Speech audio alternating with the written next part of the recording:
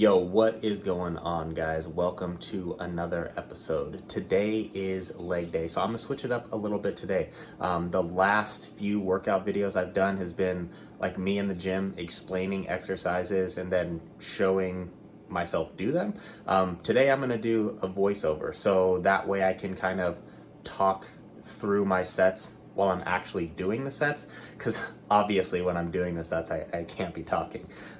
So I'm going to explain some things that I changed up a little bit about, like I changed my leg press up a little bit, why I did that kind of stuff.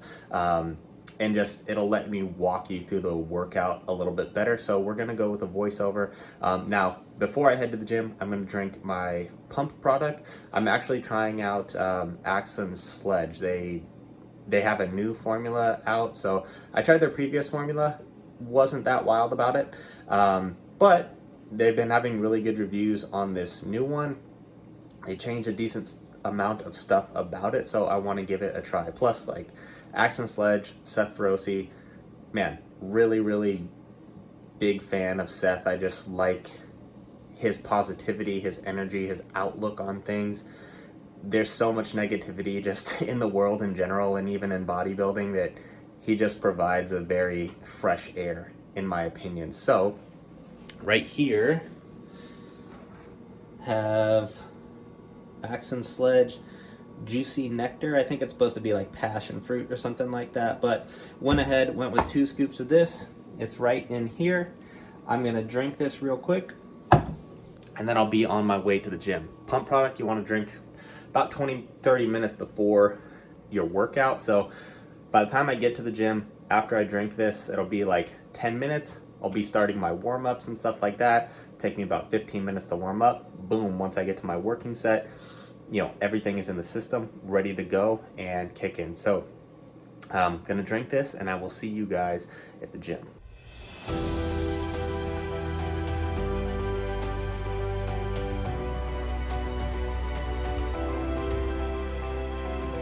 All right, guys, so jumping right into it here, I'm going to be starting with seated ham curls. This is how I start my leg day. 2 sets, 8 to 12, and then 2 sets, 12 to 20, plus a drop set on the back end. And what I want to talk about here is in-set focus.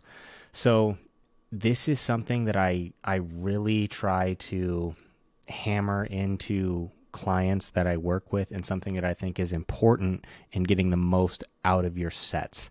And this is something that I myself try to execute to a very high level. So the first thing I'm going to be talking about when I talk about inset focus is just look at my eyes.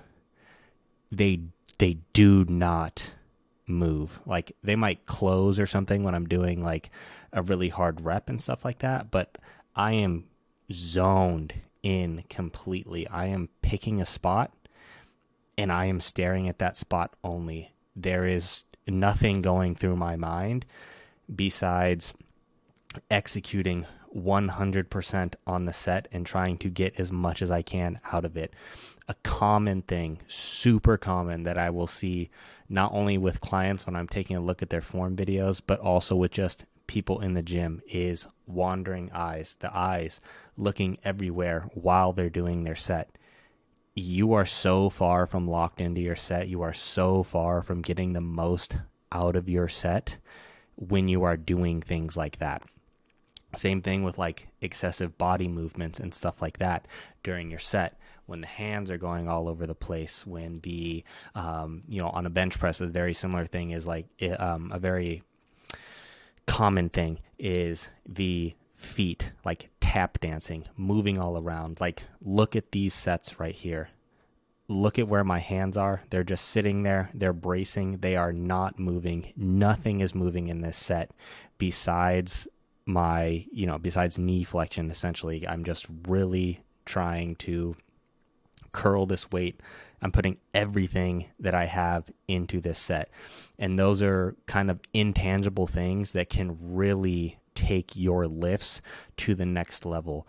So when you're in your set, make sure you are 100% focused for that set. Pick a spot to stare at and do not move your eyes from that spot until your set is over. And the spot you want to pick is obviously not a spot where people are going to be going back and forth through your vision and stuff like that. No, you pick a spot. In this case, like I'm staring in a mirror, I'm just looking back at myself performing the exercise. And another part with inset focus is blocking out the people around you. They do not matter if you're making noise or whatever. Like I'm in an apartment gym, like I'm grunting rather loudly, and there's these people, behind me are just very average gym goers. Like they don't have bodybuilding goals, but like I do. So I am 100% focused in my set. Next, we're going to go over here to leg press. I do 2 sets in the 20 to 30 rep range. And what I want to talk about here is continuous reps and tempo control. This, again, is something commonly overlooked, especially on a leg press, and especially on leg movements in general, because the way you can give yourself a break at the top to get extra reps. So I think that's fine when you are young and you're new to lifting and all you're trying to do is beat the logbook. But at a certain point, what you're really doing is Widowmaker sets. You're just sitting at the top for like 10 seconds doing a rep, sitting at the top for another 10 seconds doing a rep. That is not standardizing your lifting, okay? So once you get to a certain point, you really want to start having continuous reps and very good tempo control. So you might think that you're going to get way more reps on something by doing the reps as fast as you can. But that is ultimately going to be your limiter in how many reps you can actually do. Like pay attention to the tempo here. Every rep is the same speed. I'm making this as continuous as possible. The deeper I get into the set, they become slightly less continuous as like that lactic acid is building up, and I'm doing a lot of reps here. I got 26 reps on this set. But even then, when I'm like near that 24, 25, 26 mark, the breaks in between reps are very, very minimal. And this is gonna really help you get the most out of your sets, especially on legs, is controlling that tempo. So imagine you're a piston. You're not trying to go super fast back and forth. You're trying to go at a pace that you can just work at constantly, back and forth and back and forth and back and forth and back and forth. And that's really gonna pull a lot more out of your leg training. Another thing I want to talk about is breathing control and bracing. So this kind of goes along with tempo control. If you take a look at my breathing patterns here, you can see breathe out on the way up, breathe in on the way down to get my bracing. Again, hand positioning and stuff like that. This is super common that I see on leg press. What are you doing? Are you at the beach? You cannot press with all your strength with your legs behind your head. I'll also see people just be scratching their face or something while they're doing a set. Like, what are you doing? My hands never leave the handles there. I am death gripping the handles. At the same time, I'm controlling my breathing as much as possible. Again, this is a thing that's very common, is people will hold their breath and just do as many reps as they can. They might do 5, 6, 7, 8 reps, all with the same breath held. But that, again, is a limiter in your set. It's like sprinting the first 100 meters of a marathon. Yeah, sure, you're ahead of everybody. You finish those reps really quickly. But now you have to take a break. You have to get all your breath back. You just taxed yourself. And now everybody else in the marathon is just going to whoop your ass because they've been pacing themselves. They're controlling their breathing. They're approaching the set that, the marathon like professionals, essentially. So breathing control, proper bracing, these are things that are very important within leg training and within, really being able to maximize your sets.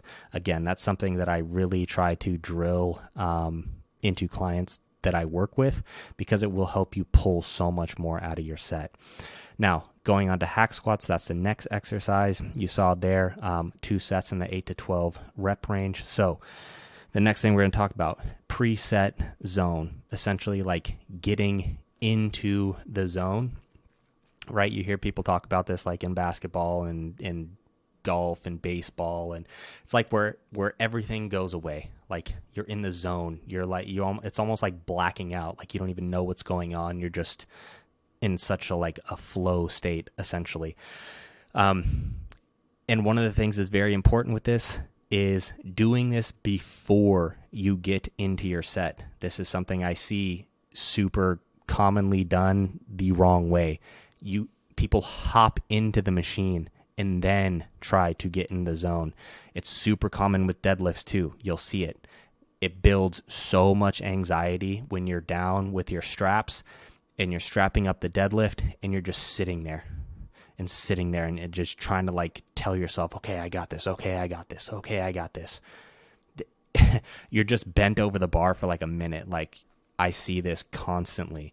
Again, this is something that I work on with clients, is getting in that zone before you hop in the machine, before you do your lift. Get your head right before you go in there. Build your confidence, visualize the set, so that way when you hop in the machine, all it is like, I'm going to go in here, I'm going to set my foot position, I'm going to make sure that I'm braced, I'm going to unrack it, and then I'm just going to go because I am in the zone. I am super confident. I know how to perform this, and it's just basically automatic. So it's huge to be able to do that. And it will make you get so many more reps. Again, it's like this performance anxiety will really, really build up if you don't do that before the set. If you try to get into the hack squat or bend over the deadlift and then get into that zone, it is not going to work. It is going to be a huge set detractor. So if you look at like all the best lifters, they get in the zone before they lift. Same thing with like if you look at really good basketball players, like free throw shooters especially, they're not standing at the line for like 30 seconds and then shooting it. No, they are in the back in the zone, and when they go to the line, they do their ritual, whatever that is, maybe 1-2 bounce, then grab it with the left hand, then shoot. It's automatic. They are in the zone. There is no thinking. If they were to sit there and think, it would take away. They'd probably miss, and their percentage would go way, way down, especially when like the game's on the line, right? Now, adductors, this is how I end this off. 3 sets, 12 to 20 rep range, and this is an example of like combining everything that I talked about. Inset focus. You can see my eyes a little bit. They're basically just staring at the same place. I'm controlling every single rep here. My tempo is exactly the same. Bracing. I am grabbing those handles so hard. Like you can see the veins coming out of my forearms because I'm death gripping these handles here. The exception will be at the end of the set where I go to give myself a little bit of help.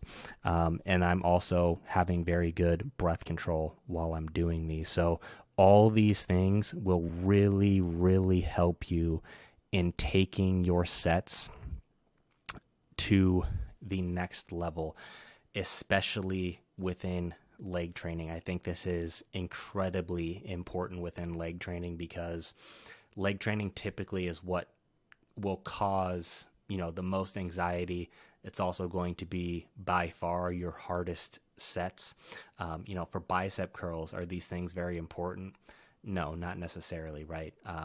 Same thing with tricep press downs or side laterals or doing calves. These things aren't as important, but when you're training like really big body parts that require tons of effort, honing in on these factors will propel you so far forward. And the better you get at them, essentially the better lifter you will become. So that's going to wrap it up for this video, guys. I hope you enjoyed it. As always, I really appreciate the support. Anytime you guys are watching these videos, it really means a lot to me. So again, thank you for your support, and I will catch you in the next episode. Peace.